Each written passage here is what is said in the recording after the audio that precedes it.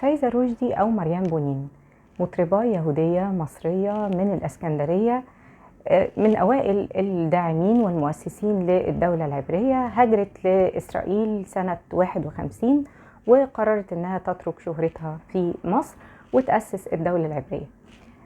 بنتها اسمها يافا توسيا كوهين عملت مسرحية وفيلم وثائقي عن حياة والدتها ومصر، طبعا بيخاطبوا فيها الشريحة العربية والشريحة اليهودية باعتبار ان احنا الاتنين واحد.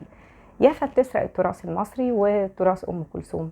ما تستغربوش لما تتابعوا صفحات زي اسرائيل تتكلم بالعربية وتلاقوا ان في ناس بتشيد بالتراث، اما يكونوا من الاجيال الجديدة اللي هي من اجيال اليهود اللي خرجوا من مصر، او ان هم ناس تبع اللجان، وده بقوا موجودين بشكل جديد وبصورة تانية.